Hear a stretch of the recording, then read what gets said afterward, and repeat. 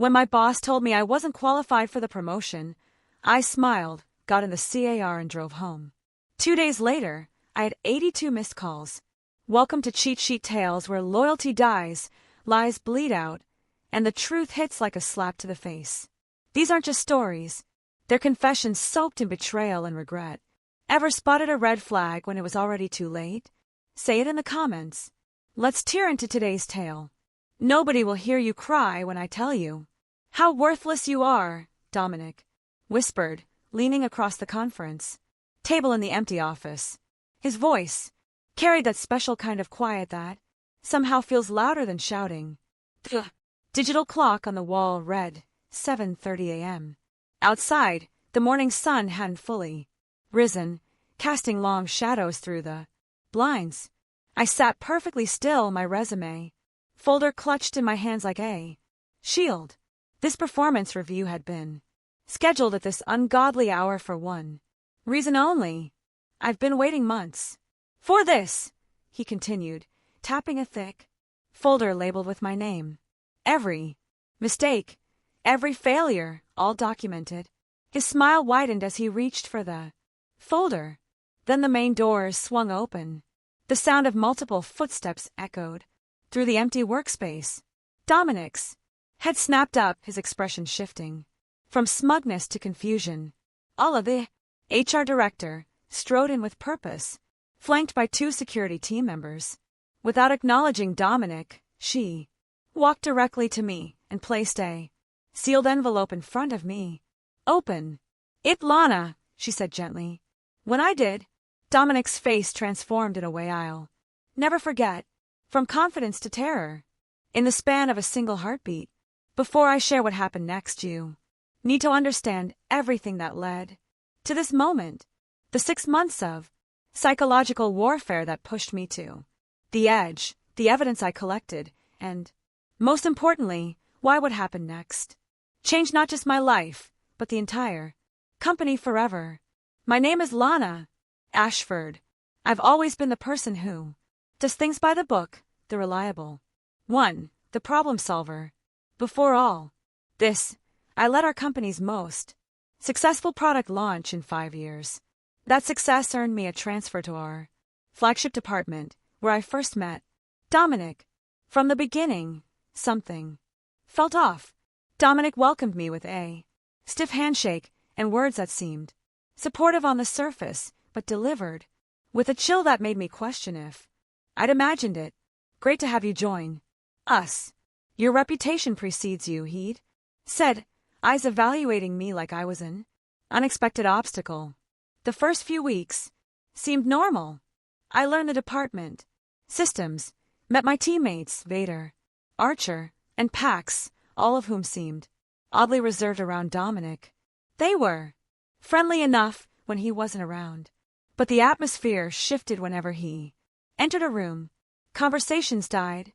People found sudden interest in their computer screens. It started small. Dominic questioned minor decisions in my reports, things too insignificant to push back on. Are you sure about this projection, or did you double-check these numbers? Always in front of others, always with that hint of doubt in his voice. By week 3, he began excluding me from crucial emails. I discovered this when Vad mentioned a meeting I should attend. Didn't you get the thread about the quarterly planning session? She asked, surprised when I had no idea what she meant. Must have been an oversight, Dominic said when I approached him privately. I'll make sure you're included next time. His eyes, however, told a different story. They watched me with cold calculation, assessing how I would respond. I did what I thought was right. I worked harder, arrived earlier, stayed later, triple-checked every report. But something changed in month 2. During a team presentation where I outlined a new efficiency protocol that could save the company's significant resources, Dominic interrupted. That's actually based on Archer's framework from last year, he announced to the room. 20 pairs of eyes shifted to me, witnessing my confusion. Archer looked equally puzzled, but remained silent. I developed this. Independently, I said, maintaining my composure. But I'd love to see Archer's work for comparison. Let's move on. Dominic replied, dismissing the topic entirely. After the meeting, I searched company archives for Archer's supposed framework.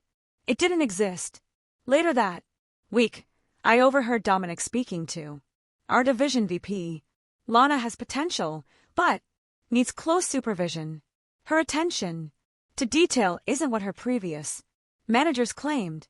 The VP nodded, glancing at me through the glass conference room wall. The damage was done. The pattern escalated. My access to certain data systems was restricted due to security protocol updates. Projects I initiated were reassigned. My suggestions and meetings were acknowledged, then immediately reframed as someone else's idea, usually Dominic's. When our department prepared the quarterly manufacturing quality assessment, I noticed concerning patterns in our newest production line. The failure rate showed statistical anomalies that indicated potential consumer safety issues. I documented my findings and brought them directly to Dominic. I'll review these, he said, taking my analysis. 2 days later, I received the final report for team distribution. My sections had been dramatically altered. The warning indicators were gone, replaced with sanitized language that masked the problems. When I questioned this privately, Dominic's response chilled me. You're overreacting to normal variations. He said, this isn't your previous department. We have different standards here. When I persisted, his tone hardened. The report is finalized. Send it as is. I did something then that would later save me. I kept both versions. I saved everything. Original reports, emails, meeting recordings when permitted. I didn't know why yet, but something deep inside told me to create a paper trail. The situation deteriorated further. Dominic began calling me into his office for coaching sessions that consisted solely of criticism. My performance, my communication style, even my professional appearance became targets. Your presentation style makes people uncomfortable, he claimed, though feedback from colleagues suggested otherwise. The isolation tactics department. Now she worked for a smaller company in a reduced role. I found others, too, all high performers who had brief tenures under Dominic before departing or transferring. The pattern was undeniable. By month 4, my health began suffering. Sleep became elusive. Anxiety followed me home each night. My appetite diminished. Friends commented on my weight loss, the shadows under my eyes. I considered resigning but couldn't. My mother's progressive illness required expensive treatments, not fully covered by insurance. My savings were depleting. I needed this job and its health benefits. So I adapted. I documented every interaction with Dominic. I forwarded important emails to my personal account. I recorded meetings when company policy allowed. I built relationships with colleagues in other departments. Most importantly, I kept watching the production quality issue that Dominic had dismissed. The turning point came last week. A system alert indicated anomalies in 3 consecutive production batches, exactly the pattern I'd warned about. I pulled the data directly, bypassing the filtered reports, and discovered the situation had worsened. This wasn't just about quality anymore. It represented potential consumer safety violations that could trigger regulatory action. I prepared a comprehensive analysis and requested an urgent meeting with Dominic. He rescheduled twice before finally agreeing to a brief discussion where he barely glanced at my findings. We're aware of these variations, he said dismissively. They're within acceptable parameters. They're not, I insisted. The clustering pattern indicates systematic failure. We need to halt production and investigate. His expression darkened. That would cost millions and alarm the board unnecessarily. This stays within the department until we have more data. But consumers could. That's my final decision, he interrupted. Your persistence on this is concerning. Linnea, perhaps we should discuss your fit within this team. The threat was unmistakable. The next morning, I received the email scheduling my performance review for 7 a.m. with the subject line, comprehensive performance evaluation, mandatory attendance. The body contained just one line: early scheduling ensures privacy for what will likely be an emotional conversation. When I showed the email to Veda, her face palled. He sent to Leah a similar message before she left. That evening, I made my decision. I compiled every document, email, and recording I'd collected over 6 months. I organized them into 3 categories: personal harassment, professional sabotage, and most critically, the production quality cover-up. After reviewing everything twice, I sent the entire package to 3 recipients: the company's legal counsel, the board's ethics committee, and ERA and HR.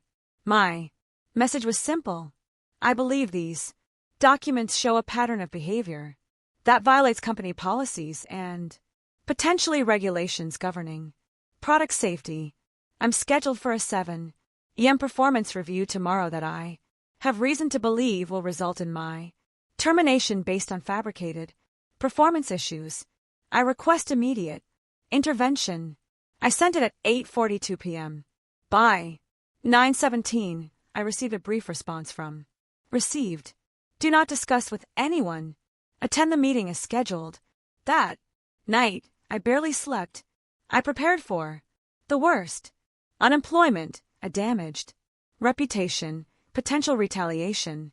I rehearsed what I would say when Dominic tried to fire me. I updated my resume and packed my personal items in a small bag, ready to walk out with dignity. What I didn't prepare for was what actually happened. As I stood in that conference room at 7 a.m. watching hand me that envelope while security positioned themselves near Dominic, I felt something unexpected, not triumph or relief, but a strange hollowness mixed with validation. The envelope contained a letter acknowledging receipt of my evidence, confirmation that an investigation had begun immediately upon my email's arrival, and most surprisingly, a temporary reassignment to work directly with the executive team on a special project. What is the meaning of this? Dominic demanded, standing so abruptly his chair rolled backward, her expression professional but unyielding. Dominic, we need to continue this conversation in my office. Security will escort you. This is ridiculous, he sputtered, looking from Era to me. Whatever she's told you is fabricated. Her work has been substandard since she arrived. I have documentation. Yes, interrupted. We've reviewed your documentation. We've also reviewed the unaltered originals she provided.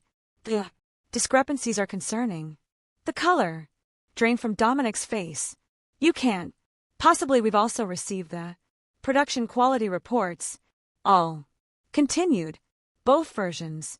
The board has ordered an immediate halt to production. Line 3, pending investigation. Understanding dawned in his eyes. His gaze snapped to me. No longer dismissive, but filled with something new. Fear. Please proceed to my office. All said firmly. Lana Wynn from the executive office will meet you upstairs in 15 minutes.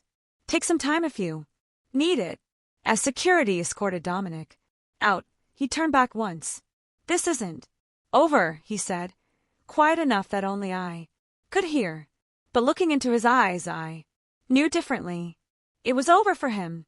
If you've ever experienced workplace bullying or watched someone abuse their power, please like this video and subscribe to our channel. Your support helps share these stories that too often remain hidden in professional settings. Click the notification bell to follow more workplace justice stories, because knowing you're not alone can make all The difference when you're fighting an unfair battle. What happened next shocked even me. The investigation revealed patterns I hadn't fully understood, connections that explained Dominic's behavior and consequences that would reshape the entire company. But, most importantly, it taught me about power, both the kind that destroys and the kind that heals. After security escorted Dominic away, I sat alone in the conference room, hence trembling slightly as I reread the letter. The silence felt strange after months of constant anxiety. Part of me couldn't believe what had just happened, that someone had actually listened and taken action. When the executive director's assistant arrived precisely 15 minutes later, she had a quiet confidence I immediately respected. The board is meeting an emergency session, she explained. They'd like you to present your findings directly. Walking through the executive floor felt surreal. 12 hours earlier, I'd been preparing for termination. Now I was being ushered into a room where company decisions affecting thousands of employees were made. 8 people sat around the table, including the CEO, Meredith.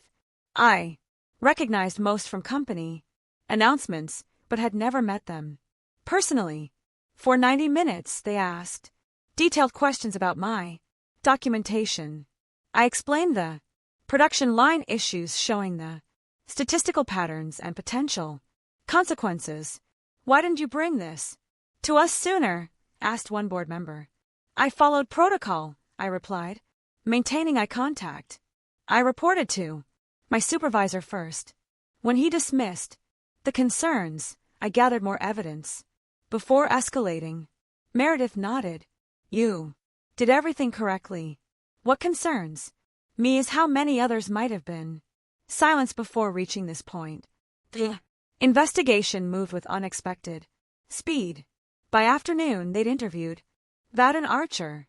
By evening, they'd spoken with 6 former employees who had worked under Dominic. 2 days later, I learned the full extent of what they discovered. Era invited me to her office, where Meredith joined us. We've uncovered something systematic. Began. Dominic maintained 2 sets of personnel files, the official ones in our system and private ones he kept encrypted on his personal drive. Meredith continued. His private files contained altered performance metrics, manipulated peer feedback, and edited meeting recordings. He specifically targeted employees with high potential ratings from previous managers. But why? I asked. What possible benefit? Department performance bonuses. All explained. Our compensation structure rewards departments that improve year over year. If Dominic drove out high performers before they could contribute significantly, he could bring in replacements, set them up to underperform, then gradually improve their metrics. This created the appearance of successful leadership. Meredith added his department always showed improvement curves that impressed senior leadership, but the baseline was artificially lowered first. That's disturbingly calculated, I said. It gets worse, replied. The production quality issues you identified connect directly to his bonus structure. The quarterly quality metrics affected his performance evaluation. By hiding the problems, he maintained his perfect record. I felt sick, so he risked consumer safety for a bonus. Approximately $87,000 annually. Meredith confirmed. We've identified 16 employees over 4 years who experienced similar treatment for filed complaints that were mysteriously resolved with minimal investigation. How was this missed for so long? I asked. Meredith's expression darkened. He had protection. The previous HR manager was his university classmate. We're investigating whether that relationship compromised earlier complaints. The next week brought rapid changes. Dominic was terminated.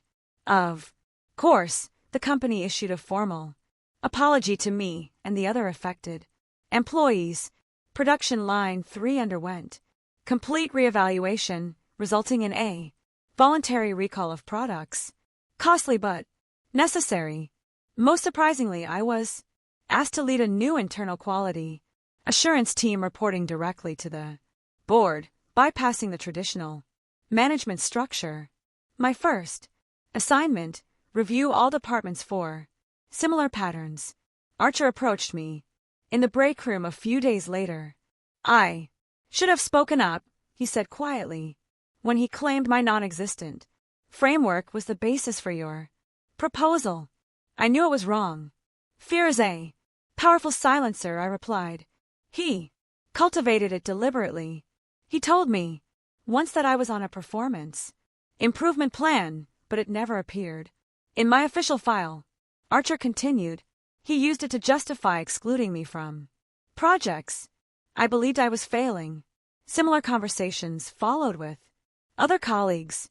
Patterns emerged of isolation, manipulated feedback, and psychological tactics designed to create self-doubt. Dominic hadn't just targeted potential rivals.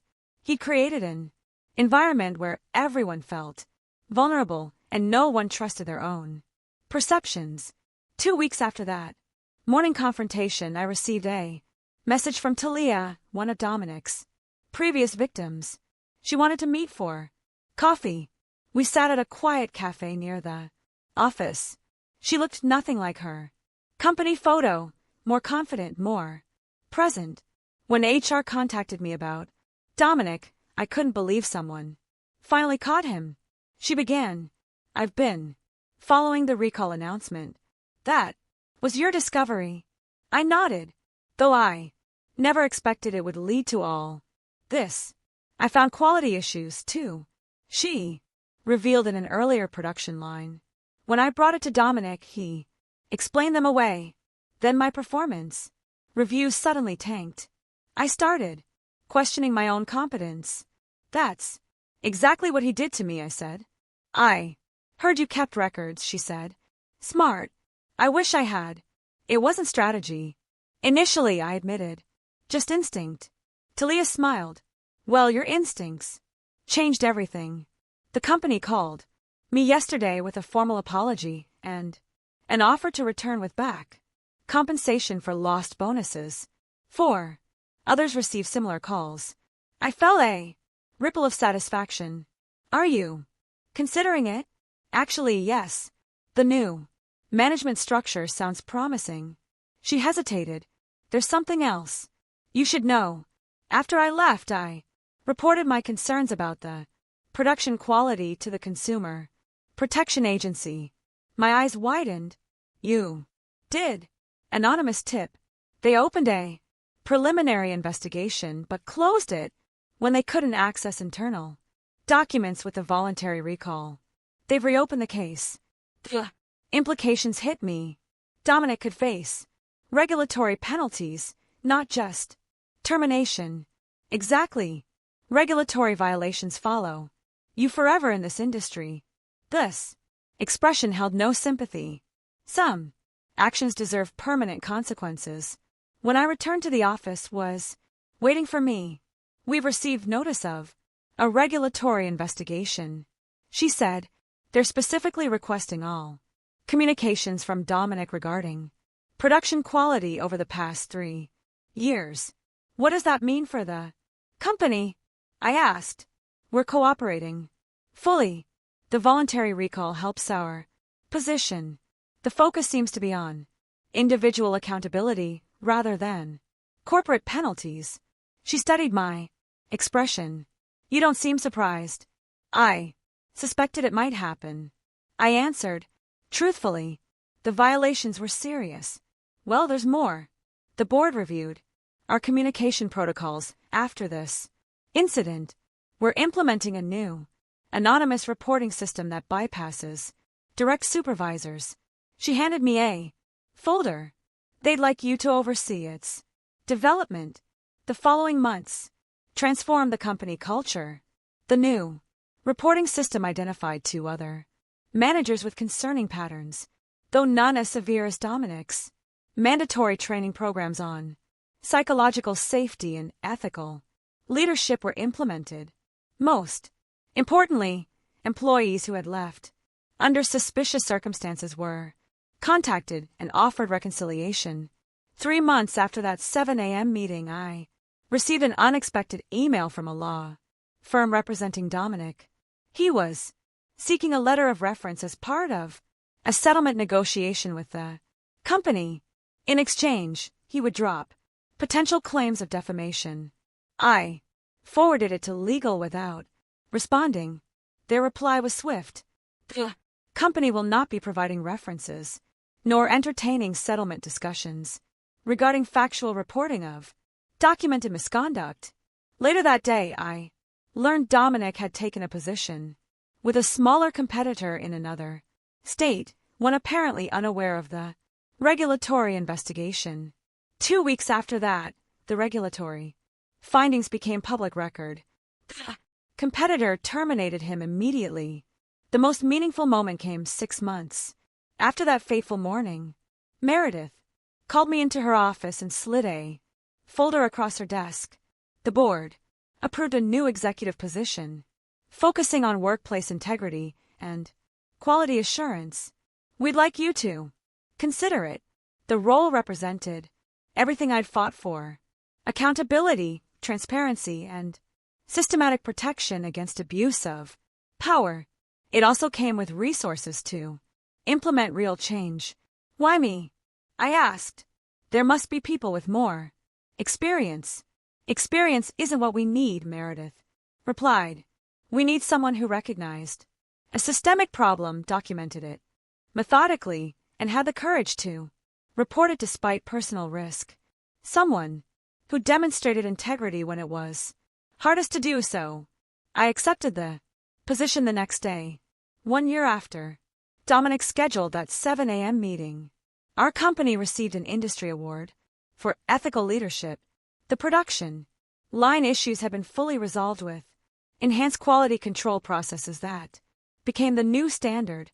5 of Dominic's previous targets had returned to the company in advanced positions. As for Dominic himself, the regulatory penalties included a 5-year industry ban. His professional reputation never recovered. I heard through industry contacts that he eventually took a position far below his qualifications in an unrelated field. The systematic destruction he had inflicted on others' careers ultimately became the blueprint for his own downfall. The sweetest part, I never once had to lie, exaggerate, or manipulate. I simply preserved the truth he tried to bury and ensured it reached those who needed to see it. His own actions did the rest. In my new executive role, I established a mentoring program specifically designed for employees recovering from workplace trauma. We called it the Phoenix Program, helping people rebuild confidence after having it systematically dismantled. Talia became one of our first mentors. During a leadership conference where I presented our new ethics framework, someone asked if I felt satisfied with how everything resolved. Justice and revenge aren't the same thing, I answered. I didn't want revenge. I wanted protection for myself and others. I wanted accountability. The fact that his own actions led to his downfall wasn't my goal, but it was perhaps the most fitting conclusion. Afterward, a young manager approached me. I'm currently documenting a similar situation in my department, she whispered. Hearing your story gives me courage. That's when I realized the true impact wasn't just about one toxic supervisor being removed. It was about breaking a cycle of silence that protects workplace abusers. It was about creating a blueprint for others to follow. The company culture transformed. Employees now regularly share concerns without fear. Managers understand that building others up rather than tearing them down leads to better outcomes for everyone. Most importantly, no one starts their day with the dread I experienced for those 6 months. The early morning meeting Dominic scheduled to break me became the catalyst for rebuilding not just my career but an entire workplace ecosystem. His words, "Nobody will hear you cry," proved prophetic in a way he never intended. There were no tears that morning, only the sound of justice finally arriving. And it all began because I trusted my instincts enough to document everything, even before I understood why. Have you ever witnessed or experienced workplace bullying? How did you handle it? The sad reality is that many people suffer in silence, unaware of their options or afraid of consequences. Share your experiences or thoughts in the comments below. Your story might give someone else the courage they need. If this story resonated with you, please hit the like button and subscribe to our channel. We share these real-life experiences because workplace justice matters, and sometimes seeing someone else stand up to abuse is exactly what we need to find our own courage. Click the notification bell so you never miss our upcoming stories about overcoming workplace challenges and finding your professional power. Remember, documentation is your strongest ally. The truth preserved carefully has power that manipulation can never match.